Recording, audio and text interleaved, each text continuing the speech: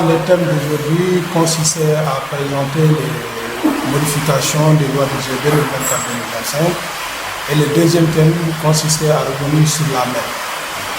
Exactement comme vous l'avez dit, c'est dans le cadre de ma mission, comme je suis présentement au village avec les femmes du Mouloudi.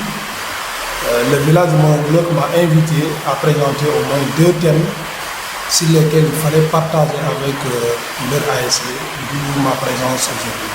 Évidemment, il fallait d'abord, surtout la mer. On a constaté que durant les navétanes ou les matchs des tournois organisés, souvent il y a eu des polémiques autour de la mer.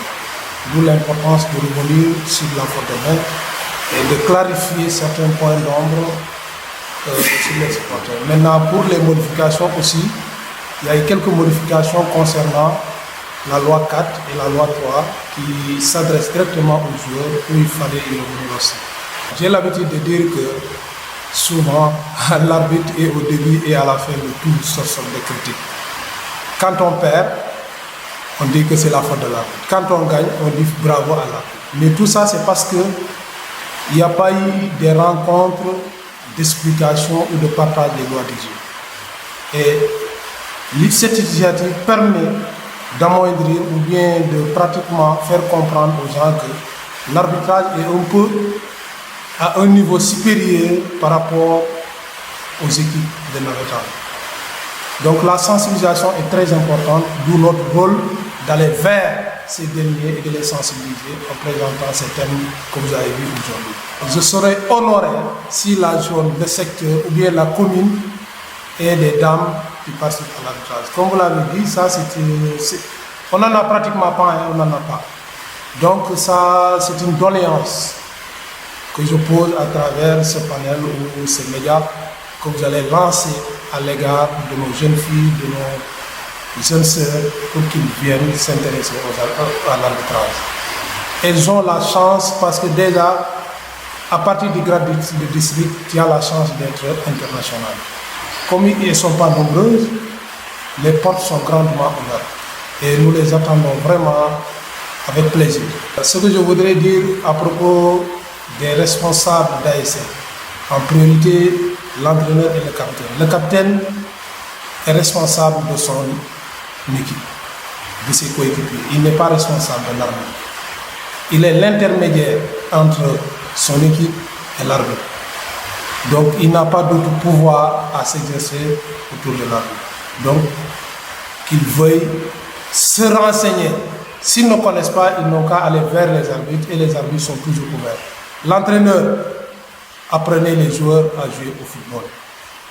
Nous sommes disposés toujours à discuter avec eux. C'est vrai que certaines décisions parfois ne vont pas en faveur de leurs intérêts, mais qu'ils sachent raison garder et savoir que nous sommes toujours neutres. Nous sommes là pour appliquer les lois du jeu, qu'ils perdent, qu'ils gagnent. Ce n'est pas notre souhait. Notre souhait, c'est que les lois du jeu soient appliquées correctement. C'était une exposition excellente visant à porter sur deux thèmes. L'autre thème, c'est la faute de main, qui était très pertinent au niveau des matchs et aussi la modification des lois du jeu. On a tiré là-bas des leçons concernant la modification des lois du jeu. Bon, ça nous a beaucoup aidé. On ne savait pas, on critiquait les arbitres, on critiquait les inspecteurs.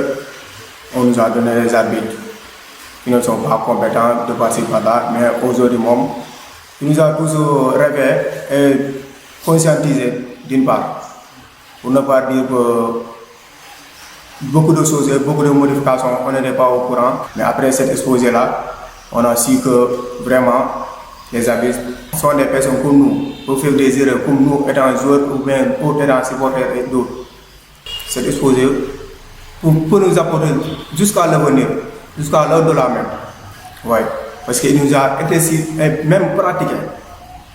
Parce qu'il y avait le ballon ici, il a pris quelques éléments et il a démontré ça. Il a faute de main. Si tu fais ça et ça et ça, et le comportement du capitaine envers l'arbitre. Il a dit que la responsabilité du capitaine, ce n'est pas le capitaine de l'ASC, mais c'est le capitaine de l'ASC, de son équipe. Le comportement qu'il doit entretenir avec les arbitres Il a aussi souligné aussi le problème des coaching, les coachs qui critiquaient aussi, et les supporters aussi. Cet exposé-là nous a permis de bien être au courant de ce qu'on ignorait des arbitres, de ce qu'on ignorait du foot en général. Ça a été très intéressant, surtout en ce qui concerne nous, notre rôle en tant qu'entraîneur. Parce que souvent, on entend dire les entraîneurs et les arbitres sont souvent, en conflit. Souvent, ça ne passe pas si bien parce que l'entraîneur, souvent en cas de défaite, c'est lui le responsable. Des fois aussi, les arbitres, on les accuse toujours de certaines défaites. Or que les supporters, toujours, ils se comportent ainsi. Donc, des fois, l'entraîneur ne comprend pas certaines décisions. Et aujourd'hui, on a eu beaucoup d'éclaircissements par rapport à certaines choses qu'on n'arrivait pas à comprendre, surtout en ce qui concerne le fait qu'on recommande des fois l'arbitre de donner des cartons à un certain jour, or que ce n'est pas notre rôle. Donc l'arbitre est obligé des fois de laisser passer, or c'est nous qui devions bénéficier de ce carton qu'on réclamait. Donc ça nous a permis en quelque sorte de comprendre que l'entraîneur en tant que tel, certes, parfois les nerfs peuvent être tendus et il peut réclamer quelque chose, mais il n'a pas le droit d'exiger l'arbitre de donner un quelconque jour un carton.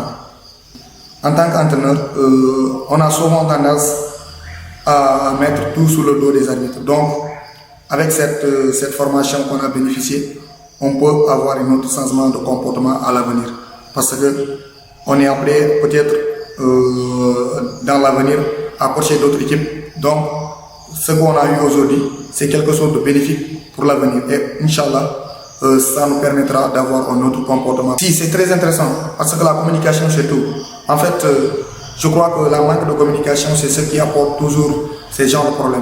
Donc, si on a souvent ces genres de séminaires, on peut apprendre beaucoup de choses. Et ça nous permettra aussi d'améliorer notre comportement en tant qu'entraîneur, mais aussi joueur, mais aussi les dirigeants et les supporters. Si on peut souvent organiser ces genres de séminaires dans les différents villages, ça permettra aux différents acteurs qui évoluent dans le mouvement néo-tan d'avoir une vision qui est différente de cette vision qu'ils ont aujourd'hui. Parce que souvent, ce qui amène cette malentendu, c'est souvent le fait de ne pas comprendre certaines règles, ou bien la divergence que peuvent avoir certaines règles.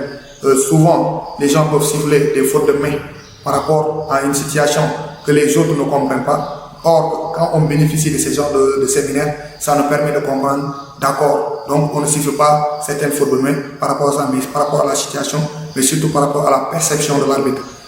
Et cela, ce sera très bénéfique pour nous tous. Donc j'encourage surtout à ce que les inspecteurs de souvent faire ce genre de séminaires dans les différents villages pour permettre aux différents acteurs qui évoluent dans ce milieu d'en bénéficier, Inch'Allah.